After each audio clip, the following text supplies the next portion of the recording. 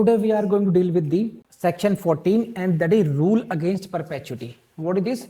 Rule against perpetuity. And please be careful, this section is very technical. Section 13 and 14, these two sections shall be read together, and these two sections are very technical in nature. I will try to you understand this in details and in very smooth way. So you see, what is this? First question in your prelims exam will be that which section deals with the rule against perpetuity, and this is section 14. So first of all, you should highlight this and write P for prelims only on the heading of this section. Rule against perpetuity, section 14. This is what? No, it says what? Before understanding this rule against perpetuity, you should try to understand what do we mean by the perpetuity. Perpetuity means indefinite period. This is the rule against perpetuity, and here the perpetuity means indefinite period. This is where property is transferred in such a way that it becomes non-transferable in future for indefinite period. Okay, then the property is tied up, and this is called transfer in perpetuity, when you are transferring the property in such a way that it becomes non-transferable. So this is the part of public policy, that property should remain transferable. It should not be tied, because if it is tied, if it is made non-transferable, that is not in the interest of the property itself, that is not in the interest of the owner itself, that is not in the interest of society or the business or trade, everything. How it is so? See this. You see like this. There was a case, Stanley versus Lay. You can write down. This is Stanley versus Lay. In this case, this Justice Jackley MR, he has observed that this is if we do that, if we make the property non-transferable, that will be damage to industry, that will prejudice to the trade, and that will be the matter of distress to the family who owns the property. How this? For example, Arushi is being given a property. Arushi को property दी गई. Now it is said that only you can enjoy it but you can transfer it. इसको transfer नहीं कर सकते आप property को. Then try to understand what will happen even in case of need. Suppose she is indebted and she wants to liquidate that property. अगर ये कर्जे में आ गई है, उसको लिक्विडेट करना चाहती है, उसके साथ पैसा निकाल करके अपना कर्जा चुकाना चाहती है, या अपने आप को शिफ्ट करना चाहती है एक जगह से दूसरी जगह. गांव में प्रॉपर्टी है, now she wants to go to city, village to city migrate करना चाहती है. देयर में भी लैक्स ऑफ पॉसिबिलिटीज, ऐसी बहुत सारी पॉसिबिलिटीज हो सकती हैं जहां पर इसको अपनी प्रॉपर्टी को ट्रांसफर करना हो, but you made this property non transferable. तो this is against the interest of the person who owns the property. एक बात, when property keeps on transferring the hands, everyone tries to modify it, rebuild it, reconstruct it, है ना. तो there is always multiple of employment generated from the development of property itself. Carpenter will get the employment, cement industry will get the employment, है ना.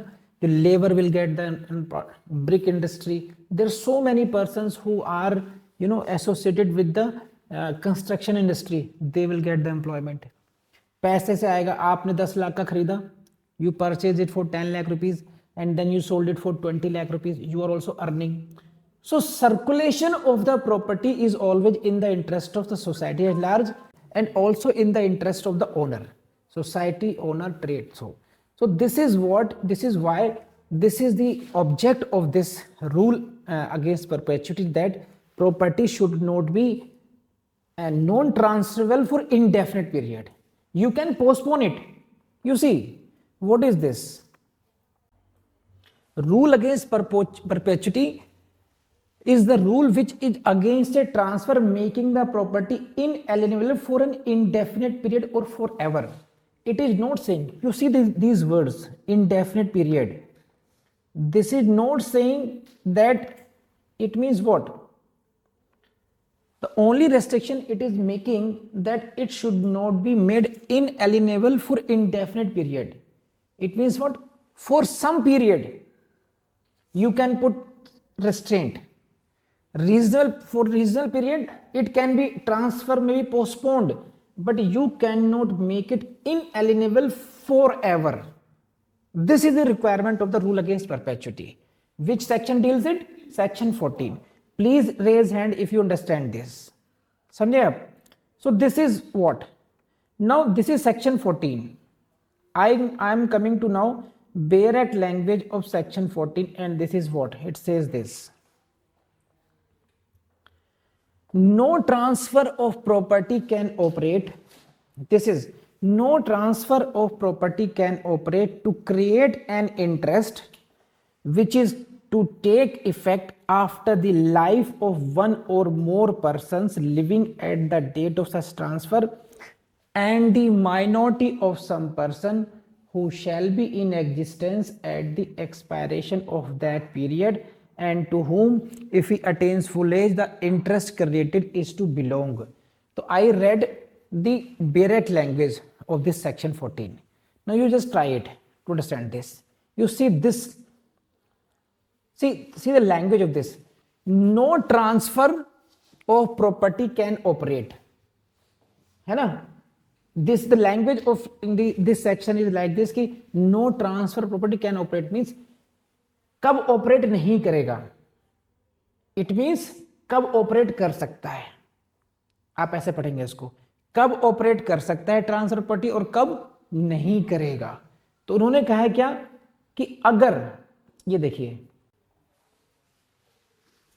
Transfer of property after the life time of one or more living person and the minority of some person in existence at that expiration that period. इससे अगर बाहर जाएंगे आप, नहीं आया समझ में. अब मैं समझाता हूं, देखिए है क्या. अब मुझे फिर बैकग्राउंड में जाना पड़ेगा इसको समझाने के लिए. आपको कई कॉन्सेप्ट इसमें है जो सेक्शन 13 में समझाए थे, आपको फिर दोबारा समझाया था. Fine. You see, you to understand this please come to now section 5. You see, this was the mandate of section 5. In this case, section 5 means this was the transfer of property means an act by which one living person conveys property to one or more other living persons. ठीक, तो one living person is conveying property to other living person. So this was the one of the essential of the transfer property in section 5. ठीक है, that there must be two living persons. This is an act, this is a transaction between two living persons. If one is not living, it means both persons must be existing at this time, at the time of transfer property. Please raise hand if you understand this.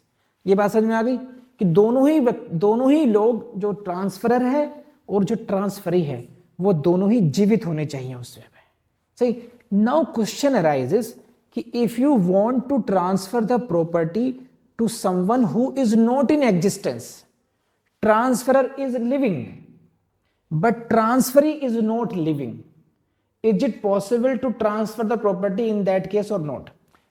If the transferor is living but transferee is not there, means he is still not in existence in this world, he is yet to come.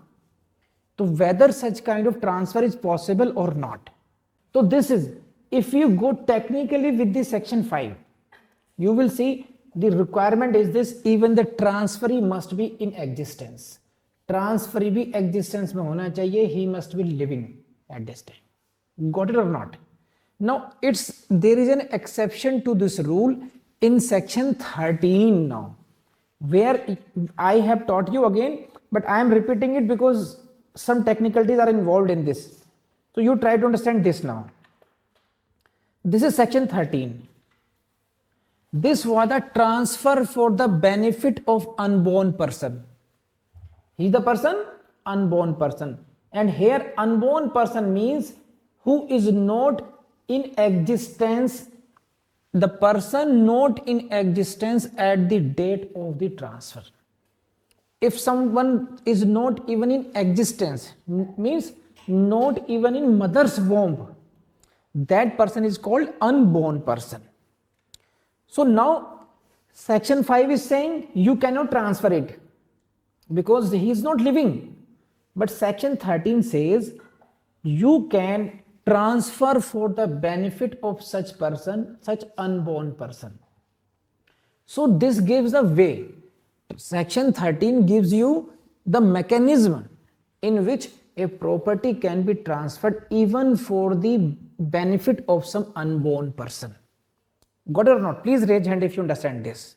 Now, what is the modalities? What is the mechanism in this case? Section 13 says that you can create this where on a transfer of property an interest there is created for the benefit of a person not in existence. Okay, then how it is possible? It is possible only when it is subject to a prior interest created by the same transfer. It means what? You will have to create an interest in favor of some other person. You can say this is intermediary. What?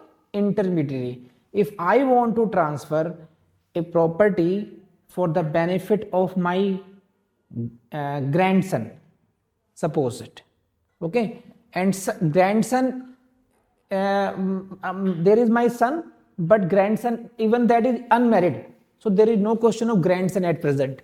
Grandson is no unborn person. So what I will have to do, I cannot transfer directly to unborn person. I can create an interest in favor of my son. Got it? This is a prior interest. Got it or not? And then when my grandson will come into existence, after the life of my son, that interest will go to the unborn person, that is grandson. So this is the requirement of section 13, that it means you will have to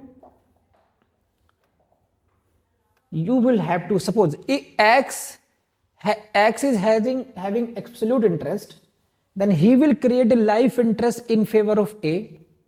Okay, and then when unborn person will come, whole of the remaining interest will go to the unborn person. Okay, unborn person will get the absolute interest in that. So as soon as the unborn person come into existence, the interest will vest him. See, this is how it will happen. When this is life interest in favor of A, it means what? I have explained in of lecture in 13 as well. I am repeating it. Life interest in favor of A means A will enjoy the property throughout his life. ए अपनी जीवन भर इस property का उपभोग कर सकता है. He has right to possess, he has right to enjoy the property. आप बात समझ रहे हैं? Life interest has been created in favour of A. Joy, are you getting this? It means what? He is not the owner, he cannot dispose this property, but he can enjoy. What is the last time? Till his last breath. उसकी आखिरी सांस तक वो इस संपत्ति का उपभोग कर सकता है, उसको एंजॉय कर सकता है. सही है? Before his death, if he comes into existence, this unborn person comes into existence means he comes into existence in mother's womb. Okay, so even then he will not get this property. He will have to wait till the death of A. जब ए की मृत्यु हो जाएगी और उसका जन्म हो चुका होगा, both conditions must be, he should die, and before his death he should come into this world. Then this transfer, whole of the remaining interest will come to the unborn person. He will become the absolute owner of that property, and we say technically in legal language that interest will be vested in this earlier unborn, now in existence person. समझ में आ गई बात, नहीं आ गई आपको ये? अब इस व्यक्ति के इंटरेस्ट मिल जाएगा, लाइफ इंटरेस्ट मिलेगा। तो सो नाउ हुआ क्या अब यहां पर, ये देखिए, X wanted to transfer the property for the benefit of unborn person. So what is the channel? He created first life interest in favor of A. Okay. Then after the death, the property will go to the unborn person. Now suppose, see, you see this. See, it is also possible that X may create life interest in favor of A. That A will enjoy the property throughout his life. Then he can say, after the death of A, the property shall go to B for his life. Then after the death of B, the property should go to C throughout his life. Then after the death of the C, the property shall go to the unborn person. But shart is what? He must come into existence before the death of the C. If C dies, but this person does not come into existence, this person does not, I say his name is, you can say, I say his name is unborn. This unborn person must come into existence before the death of C, according to section 13. So you will see, we say technically successive means one after other, एक के बाद एक, successive life interests are created in favor of A, B and C, and then property is going to unborn person. What is the condition? There are two conditions. First, this unborn person must come into the mother's womb before the death of C. Secondly, that he will not get life interest, he will get the absolute interest. Whole of the remaining interest will go. Life interest and the remaining interest which was with X. Meaning thereby absolute interest should go to the unborn person, means unborn person should be the absolute owner of the property which is getting. See, what is the difference between the interest of unborn person and A? A is getting only life interest, means he has a right only to enjoy the property. B was having only the life interest, means he was having the right to enjoy the property, right to enjoy and possess the property. Same was the right of C. But in case of unborn person, he is getting life interest plus whole of the remaining interest equal to absolute interest. He is getting absolute interest. It means he is getting the right of enjoyment, possession as well as disposition. Please raise hand अगर बात समझ में आ गई तो I hope you like the class. लेकिन मुझे पता कैसे चलेगा आपने लाइक किया नहीं किया, बताइए। आपको लेक्चर पसंद आया, जितने एफर्ट्स मैं लगा रहा हूँ आपके साथ, मुझे पता कैसे चलेगा, आप मुझे बताइए। मुझे पता चलेगा उससे कि आपने लाइक का बटन दबाया नहीं दबाया, आपने उसमें कमेंट किया या नहीं किया, बस इन दोनों से पता चल जाएगा। सब्सक्राइब आपने कर ही लिया होगा, नहीं किया तो अपना नुकसान करेंगे आप, ये भी समझ लीजिए। तो अब ये सब्सक्राइब भी कर लीजिएगा और अपनी प्रैक्टिस कीजिएगा। और प्रैक्टिस करने के लिए मैं आपको बता चुका हूँ, हमारे ऐप पर आपके लिए MCQ टेस्ट की प्रैक्टिस के लिए बहुत अच्छे टेस्ट अपलोड कर दिए गए हैं और उनमें हम लोग और रेगुलरली उसको अपडेट करते रहेंगे।